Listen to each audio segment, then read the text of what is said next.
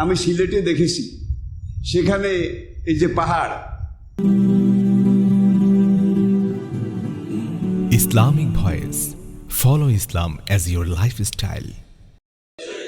জলজালাতন, ভূমিকম্প পাইকারি হয়ে যাবে। গত মাসে সিলেটে একদিনে 7 বার হয়েছে। কি আপনারা বোধহয় শোনেন নাই? একদিনে 7 বার। এরপরে কতক্ষণ পরেই এক লাড়া দেয়। আর সিলেটটা হলো বাংলাদেশের মধ্যে সবচেয়ে ধনী জেলা। সিলেটের অর্ধেকের বেশি মানুষ হয় লন্ডন, নয় আমেরিকা, নয় জাপান, দুনিয়ার বিভিন্ন দেশে তাদের সেখানেও বাড়ি আছে। এবং আমি সিলেটে দেখেছি, সেখানে এই যে পাহাড়, মাটির পাহাড়, এক একটা বাড়ি মনে হয় যেন একটা দেশ।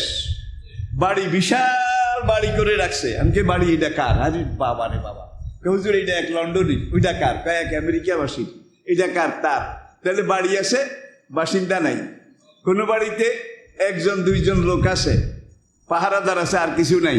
কোনো বাড়িতে এইটা ভাগ্যবান বুড়া বাবা আর বুড়া মা আছে, আর তারা বিদেশে। কোনো বাড়িতে 10 বছরও একবার আসে না, কিন্তু ভাই বাড়িটার দাম। এই বাড়ি এটা বিক্রি করলে বোধহয় আপনাদের আনন্দীপুর গ্রাম এই সব বিক্রি করলে এটার একটা কোনার দাম হবে না। তাহলে এই যে এইভাবে পুরা দুনিয়াতে পোড়া ইটের ঘর, পোড়া মাটির ঘর, এটা পাইকারি হয়ে গেছে। এরপরে দেখা গেছে অনেক বাড়িতে, আমি বলে এই বাড়িওয়ালার খবর কি? পাশে যেখানে নাস্তা করার জন্য গেছি, কয় এখানে এই বুড়া আর বুড়ি আছে, আমাকে তাদের ছেলে মেয়ে আমেরিকাতে আছে, কানাডায় আছে, তারপরে বিদেশে আছে। এখন তো বাবা মা এখানে, বাবা মাকে বাড়িতে রাখছে দারোয়ান হিসাবে, পাহারাদার হিসাবে। এরকম আছে না? নাই? আমি দেখছি এগুলো আমার দেখা অভিজ্ঞতার কথা বলছি। এলেম কালাম নাই ভাই আমার, কিন্তু বয়সটা আর কম হয় নাই। 2য় বিশ্বযুদ্ধ দেখেছি, প্রথম মহাযুদ্ধ দেখিনি অবশ্যই, 2য় মহাযুদ্ধ এটা দেখেছি। ব্রিটিশ আমল দেখেছি, পাকিস্তান আমলে 24 বছর আইয়ুব খানের দুর্গতির শেষ সীমা পর্যন্ত, এটাও দেখেছি। আজকে 50 বছর বাংলাদেশ দেখতেছি। এটারও তো একটা অভিজ্ঞতা, অন্তত তুলনা করতে পারতেছি। ব্রিটিশ ভারতে ব্রিটিশ আমলে বিজাতির শাসন ছিল। কারো একটা কুত্তা যদি কেউ মারত, কুত্তা মারার মামলা 12 বছর হইলেও চলতো। কুত্তা মেরে ফেলেছে। আর আজকে দিনের বেলা মানুষকে মেরে ফেলা হয়, গুম করা হয়, হত্যা করা হয়, তুলে নিয়ে যাওয়া হয়। বিচার আসে বোধ হয়? প্রতিকার আসে? রক্ষক যদি ভক্ষক হয়, কে দিবে তারে সাজা? দুনিয়ার কোনো দেশের অবস্থা ভালো নয়।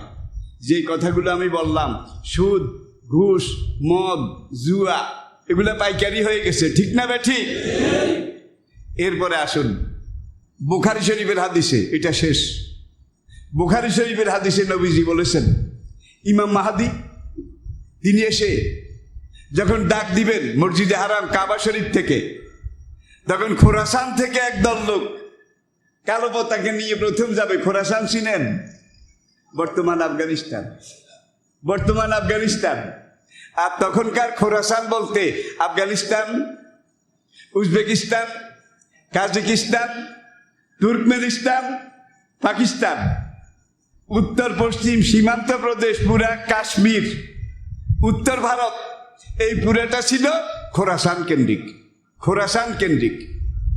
আর আজকে আফগানিস্তানে তালেবান যারা, এরা রাশিয়াকে যুদ্ধ করে বোধহয় হারায় নাই। আমি কিন্তু নিজে তালেবান না, আবার সময় খারাপ ভাই, সব কথা বলতে পারি না, কিন্তু তারা রাশিয়ার পরে দুনিয়ার সবচেয়ে বড় শক্তি আমেরিকা। তালেবানরা গত 20 বছর যুদ্ধ করে আমেরিকারে থাক বিখ্যাতর কুত্তি সামাল, ছেড়ে দে মা কেন্দ্রে বাসি, ঠিক কিনা বলেন? নবীর হাদিসে খোরাসান এটা উল্লেখ করা হয়েছে, আফগানিস্তানের প্রাণ কেন্দ্র। তাহলে বোঝা যায় ইমাম মাহাদির সেখানে যারা যুদ্ধ করবে তাদেরকে এখন রাশিয়ার সাথে যুদ্ধ করে রাশিয়াকে পরাজিত করাইছে, আমেরিকার সাথে যুদ্ধ করে আমেরিকারে পরাজিত করাইছে, ঠিক কিনা বলেন? ভাই আপনারা যারা ইন্টারনেটে দেখেছেন, মানুষ একটাও দেখা যায় না। আমেরিকার যুদ্ধ বিমান আসে, শতে শতে বিমান, তারা এসে বম্বিং করে সব কুতুব পাহাড়ের ভিতরে। বিমানটা চলে যাওয়ার পরে তারা আল্লাহু আকবার, আল্লাহু আকবার, নাসরুম মিনাল্লাহি অভাত্তন কারিম, হাসবুনাল্লাহু ওয়া নি'মাল ওয়াকিল। বিমান আরেকটা আসছে, এখন এরা ফায়ার করে, তাদের ওই হাতে বানানো ছোট ছোট জিনিস এগুলো দিয়ে ফায়ার করে আর বলে মা রামাইতা এজ রামাইতা ওয়ালাকিন্নাল্লাহ রামা, আল্লাহু আকবার। সঙ্গে সঙ্গে ওই বিমানটা জ্বলে পড়ে জমিনে পড়ে যায়। আমি কিন্তু তালেবান না, আমি তালেবান আপনারা হন এটাও বলি না। তবে খোরাসান, খোরাসান, এরপরে আজকের কাশ্মীর, উত্তর পশ্চিম সীমান্ত প্রদেশ, উজবেক, কাজিক, তুর্কমেনিস্তান, এই এলাকা থেকে বিরাট বিরাট বাহিনী, তারা দল বেঁধে নারায় তাকবীর আল্লাহু আকবার বলে কাবা সেখানে গিয়ে ইমাম মাহদীর সেনাবাহিনীতে, মুজাহিদ বাহিনীতে যোগদান করবে। তাহলে পরিবেশ তৈরি হচ্ছে। পরিবেশ প্রথম দাজ্জাল শক্তি ইমাম মাহদীর মোকাবিলা করবে। দুনিয়ার বিভিন্ন জায়গা থেকে যত মুজাহিদ আসবে তাদের প্রতি 100 জনের মধ্যে 99 জন শহীদ হয়ে যাবে। আল্লাহু আকবার। 100 জনের মধ্যে 99 জন শহীদ হয়ে যাবে।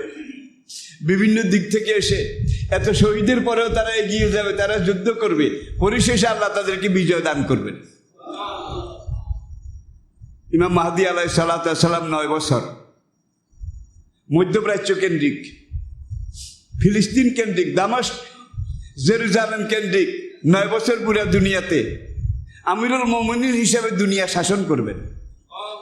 ইসলামী খেলাফত কায়েম হবে। এই সময় দাজ্জাল এসে যখন ফিতনা শুরু করবে, ইমাম মাহদী সব জঞ্জাল দূর করে যখন একটা শান্তির বার্তা প্রতিষ্ঠা করবেন, তখন দাজ্জাল আসবে। হুজুর ইরশাদ করেছেন দুনিয়া সৃষ্টি থেকে কিয়ামত পর্যন্ত দাজ্জালের ফিতনা থেকে বড় ফিতনা আর কোনো কিছু আসে নাই। দাজ্জালের ফিতনা হবে এই দুনিয়ার সবচেয়ে বড় ফিতনা। দাজ্জাল সম্পর্কে আজকে আর আমি সামনে যেতে পারছি না। হাদিসে নবীজি যতগুলা কথা বলেছেন সবগুলা কিন্তু হয়ে গেছে, দাজ্জালের গুলা হয়ে গেছে। এরপরে বুখারী শরীফের হাদিসে বলা হচ্ছে যে ঈসা আলাইহিস সালাম হেজাজ, জজিরাতুল আরব থেকে দাজ্জালকে তাড়া করবেন, ধাওয়া করবেন। দাজ্জাল ফিলিস্তিনের দিকে, ইসরায়েলের দিকে যাবে। ইমাম মাহদী আর ঈসা আলাইহিস সালাম দুইজনে মিলে তাকে ধাওয়া করে, তাড়া করে ফায়াকতুলুদ দাজ্জালা বিবাবে লুদ্দিন, লুদ শহরের গেইটে ঈসা আলাইহিস সালাম দাজ্জালকে হত্যা করবেন। ওয়াকুলু আল্লাহু আকবার। তাইলে নবীজি 1500 বছর আগে বলেছেন, এক হাদিসে বেবাবে লুদ্দিন, আরেকটা হাদিসে বেমুকানে লুদ্দিন, লুদ নামক স্থানে ঈসা আলাইহিস সালাম দাজ্জালকে হত্যা করবেন। তখন লুদ ছিল না, লুদ নামক কোনো জায়গাও ছিল না। দুনিয়ার কেউ লুদ কি এটাও জানতো না। আজ থেকে প্রায় 2 যুগ আগে ইসরায়েল তাদের রাজধানী তেল আবিব থেকে 40 কিলোমিটার দক্ষিণ পূর্ব দিকে একটা সেনা শহর, সেনাঘাঁটি তৈরি করেছে। সেখানে একটা সেনা বিমানবন্দর, Ben Gurion international airport, I repeat, Ben Gurion international airport. আর এই বিন গরিয়ান, এই লোকটা ছিল ইহুদিদের জাতির জনক, ওয়াইজম্যান, ট্রুম্যান, তাদেরকে কেন্দ্র করে এই বিন গরিয়ান।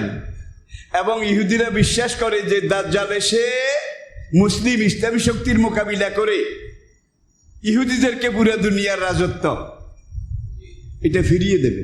এটা হলো ইহুদিদের ধর্মবিশ্বাস, যার জন্য আজকে তারা মারো মারো, খতম করো। ইসরায়েলের দিকে তাকান, ফিলিস্তিনের দিকে তাকান, ওয়েস্ট ব্যাংক পশ্চিম দিকে তাকান, পুরা দুনিয়া, আমেরিকার মতো দেশকেও কিন্তু ইহুদিরা চালায়।